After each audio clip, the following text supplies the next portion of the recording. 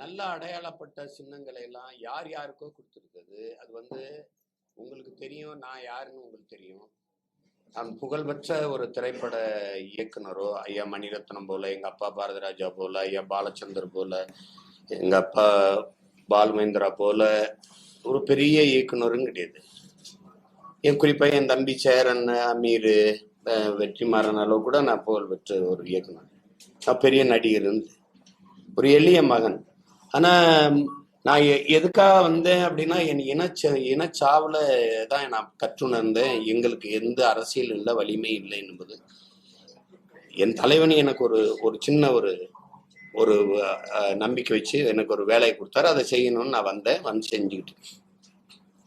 இந்த சூழல்ல ஒண்ணுமே இல்லாத நாங்க ஏறி வரும்போது எங்களுக்கு எந்த கை கொடுத்தும் எங்களுக்கு ஆதரவு இல்லை.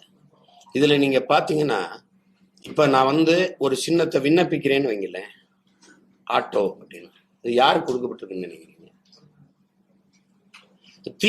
தீக்குச்சிங்கும் போது என்னுடைய கருத்தோட அது ஒத்து போகுது. வேளாண்மை என்னோட ஒத்து போச்சு அப்படின்னா, நான் வேளாண்மையை அரசு தொழிலாக்கி, தேசிய தொழிலாக்கி நான் கொண்டு வருவேன் அப்படின்னு. வேளாண்மையோட நான் என்னுடைய பொருளாதார கொள்கையை பசுமை தாய்மை பொருளாதார கொள்கை, வேளாண்மையை முன்னிறுத்திய பொருளாதார கொள்கைன்னு நான் கொண்டு வந்ததுனால அது வந்துடுச்சு. தீக்குச்சியை கொண்டு வந்த தீக்குச்சியை வச்சு நம்ம கொண்டு போயிடலாம். எங்களை உரசினால் பற்றி எரிவோம் பெரும் நெருப்பாக, எங்களையே எரித்து கொண்டு உலகத்திற்கு வெளிச்சத்தை தருவோம் அப்படிலாம் கொண்டு போயிடலான்னு அதை விண்ணப்பிச்சேன். உடனே வேற ஒருத்தர் கொடுக்கப்படுது. இது இதை பேசி ஒன்றும் பயன் இல்லை. அது எங்க சின்னத்தை யாருக்கு எடுத்து கொடுத்தீங்க? அவர் போட்டிடுறாரா? அது வேணும்னே செய்யறத போய் நம்ம ஒன்றும் செய்ய முடியாதுல்ல. அப்ப என்ன பண்ண முடியும்?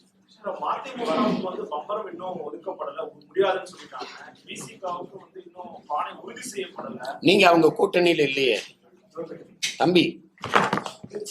எங்க ஐயா ஜி.கே. வாசனுக்கு சைக்கிள் சின்னம் எப்படி இருந்துச்சு? இன்னொரு மாநிலத்துல சைக்கிள் சின்னம் இருக்கா இல்லையா நான் கேட்கறதுக்கு பதில். இன்னொரு மாநிலத்துல இருக்க அது தேசிய கட்சி, அந்த கட்சியில இருக்கிறத உங்களுக்கு கொடுக்க முடியாதுன்னு எங்க கிட்ட சொல்றேன். நீங்க எப்படி எங்க ஐயா ஜி.கே. வாசனுக்கு சைக்கிள் சின்னம் வந்துச்சு? எப்படி ஐயா டிடிவி தினகரனுக்கு? அவர் தான் சொன்னாரு ஃபர்ஸ்ட் கம் ஃபர்ஸ்ட் சர்வ். யாருமே குக்கரை கேட்கலையா? அப்ப எப்படி அவருக்கு வந்துச்சு? அதெல்லாம் 2 தொகுதியில போச்சு. 2 தொகுதியில அவர் போடலன்னு தெரிஞ்சுக்கிட்டு சொல்றீங்க. அவர் தெரிஞ்சிருச்சு ஒரு தொகுதியில தான் போடுறாருன்னு, அதனால சொல்றீங்க. அதே மாதிரிதான் எங்க அண்ணனுக்கும் சொல்றீங்க, திருமாவுக்கும். அவர் 2 தொகுதியில் போட்டிட்டாரு, கொடுங்களேன். இந்த அண்ணன் வைகோக்கு சொன்ன காரணம் எங்க அண்ணனுக்கு பொருந்தும்னா 2 தொகுதியில போட்டிடுவார்ல, கொடுங்களேன். இதுல எல்லாம் வென்றலாம்னு நினைக்கிறவரை என்ன பண்ணுவீங்க? எல்லா தொகுதியிலயும் அமைதியா கட்டு தொகை போடுற வேட்புமனு தாக்கல் நடக்குது. கோயம்புத்தூர்ல மட்டும் ஏன் என் தங்கச்சிக்கு இடையூறு வருது? ஏன் வருது? அரசியல் பிழைத்தோருக்கு அறமை கூற்றாகும். எத்தனை ஆயிரம் ஆண்டுக்கு முன்னாடி எங்க பாட்டனார் பாடிட்டு இருக்கு. அறம் சார்ந்து நில்லுங்க, ஒரு நேர்மை கடைப்பிடிங்க. இது எல்லாருக்கும் தானே. இதெல்லாம் நாங்களும் நினைவுல வச்சுட்டு தானே வேலை செய்வோம். இந்த ஆட்டம் எவ்வளவு காலத்துக்கு, எத்தனை ஆட்டத்துக்கு ஆடிடுவீங்க, எவ்வளவு பண்ணிடுவீங்க அப்படின்னு. சரி, எவ்வளவோ பார்த்துட்டோம். என் பங்காளி வடிவேல் சொல்ற மாதிரி இது என்ன பிரமாதம், இன்னும் ஸ்பெஷல் ஐட்டம்லாம் இருக்குங்கிற மாதிரி எவ்வளவோ பார்த்துட்டோம். அது ஒண்ணும் இல்லை. வேற விவகாரத்துல நீங்க கேட்ட சின்னங்கள் எதுக்கு உங்களுக்கு கொடுக்கப்படல, ஆனா தேர்தல் ஆணையமே ஒரு சின்னத்தை முடிவு பண்ணி உங்களுக்கு கொடுக்குறாங்கன்னா இது இவிஎம்ல எதிரொலிக்குமா? பிரச்சனை அது உங்கள்கிட்ட சொல்லணும்ல, வேற யார்கிட்ட சொல்ல முடியும்? நீங்க தான் கொண்டு போய் செக். அது என்ன செய்யும்னா, எங்க சின்னத்தை 3வது பெட்டியில வைக்கும். இந்த வாட்டி பாராளுமன்றத்துக்கு குறைந்த வேட்பாளர்னால 2 பெட்டி அவர் வாய்ப்பு இருக்கு. அதுல பின்னுக்கு தள்ளும், கொஞ்சம் மங்களா வைக்கும். என்னை கடந்த முறை அப்படிதான் பண்ணிச்சு. எவ்வளவோ போராடி பார்த்த, கடைசியா இருந்த நம்பிக்கை நீதியா அது எனக்கு கைவிட்டுச்சு. அப்ப இப்ப இந்த முறையும் நீதிமன்றத்தை நாடுங்க இந்த சின்னத்துக்கு வழக்கே எடுக்கல.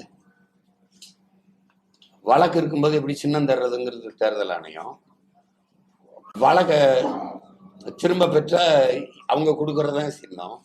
இப்ப ஒண்ணும் பண்ண முடியாது. இத நீங்க இது ஜனநாயக நாடுன்னு நினைச்சீங்கன்னா நான் ஒண்ணும் பண்ண முடியாது. அந்த அந்த உங்களோட தவறான புரிதலுக்கு நான் ஒன்றும் செய்ய முடியாது. இது ஜனநாயக நாடே அல்ல, வார்த்தையில மட்டும் ஜனநாயகம் இருக்கு. அதை புரிஞ்சுக்கிட்டு நீங்க எல்லாம் பொழைச்சிக்கிறீங்க, அவ்வளவுதான் சொல்ல முடியும். ஆஹா, என்னைய மாதிரி ஒரு காட்டானாலேயே சமாளிக்க முடியலன்னா நீங்க எல்லாம் ஏமாத்தணும். நான் எதுக்கும் பயப்படாதவன். நானே திணறேன் பாரு, திணறேன். என்னடா செய்யறது அப்படின்ட்டு. அது ரொம்ப கஷ்டம், ரொம்ப கஷ்டம். ஆபத்தானவர்கள் இவர்கள். வேற ஏதாவது கேளுங்க.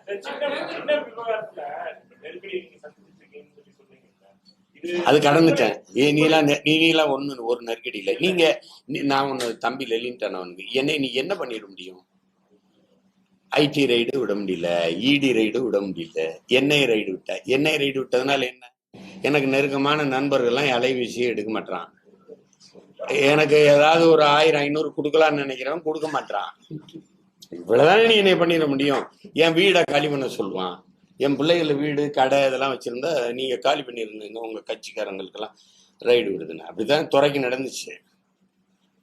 துறைக்கு நடந்துச்சு. அவன் வீடை காலி பண்ண சொல்லிட்டாங்க. அவன் ஒரு வலைவலிக்கு ஒரு இது வச்சிருந்தா அதை காலி பண்ண சொல்லிட்டாங்க. இப்ப இந்த மாதிரிதான் நடக்கும். எந்த மாதிரி நெருக்கடின்னு கேளு தம்பி, எந்த மாதிரி நெருக்கடின்னு கேளுங்க. இப்ப என் தம்பி மத்திய சென்னையில கார்த்தின்னு என் தம்பியை நிறுத்துறேன். போன முறை நிறுத்தினேன். அவன் எனக்கு ரொம்ப பிடிச்ச என் தம்பி, ரொம்ப திறமையானவன், கெட்டிக்காரன். அவனை நிறுத்தணும் போது அவன் தயங்கினான், வேற யாருக்காவது கொடுங்கன்னா. என்னன்னு கேட்டேன். சரி, நான் மருத்துவமனை கட்டிக்கிட்டு இருக்கேன், அது கொஞ்சம் காசு இது போட வேண்டியிருக்கு, இந்த வேலையெல்லாம் வந்தோன்னா கஷ்டமாயிரும், ஒரு மாசம் அதுல இதாயிரும் அப்படி. இல்லையா, நிக்க மாட்டாரு. கெஞ்சி பார்த்தேன், நிக்க மாட்டேன். நீ ஆக்கிரமிச்ச இடத்தில் மருத்துவமனை கட்டுகிறாய் என்று முற்றுகையிட்டு போராடிடுவேன் அப்படின்னா, ஐயோ அண்ணா நான் நின்றுவேன், இறங்குங்க, நான் செஞ்சாலும் செஞ்சிருவேன். இது ஒரு நகைச்சுவைக்காக பேசுனது. அதையே நான் மேடையில என் தம்பி அறிமுகப்படுத்தும் போது பேசுனதுக்கு காவல்துறை போய் அவன்கிட்ட விசாரிக்குதுன்னா எப்படி இருக்கு பாருங்க. இத ஒரு பத்திரிக்கை பெரிய செய்தியா எழுதுன்னா பாத்துக்கியோ, நான் எவ்வளவோ நல்லது சொல்றேன், அதை கொஞ்சம் எழுதியா. ஒரு வேடிக்கைக்காக என் தம்பியை பத்தி இப்படி சொன்னேன். அவனை நிறுத்திடணும்னு நான் விரும்பிட்டதுனால நில்றா அவன் மாறுத்தான். அப்ப ஒரு கேலிக்காக நான் சொன்னேன் அவனை. அதை பாருங்க, அது எழுதுதுன்னா எப்படி இருக்கு அரசு, எப்படி எனக்கு நெருக்கடி வருதுன்னு ஒரு உதாரணத்துக்கு உங்களுக்கு சொல்றேன். பாதகம் செய்பவரை கண்டால் நாம் பயங்கொள்ளலாகாது பாப்பா, மோதி மிதித்து விடு பாப்பா, அவர் முகத்தில் உமிழ்ந்து விடு பாப்பா. அண்மை செய்திகளை உடனுக்குடன் தெரிந்து கொள்ள இணைந்திருங்கள் இயம்நாடு தொலைக்காட்சியுடன்.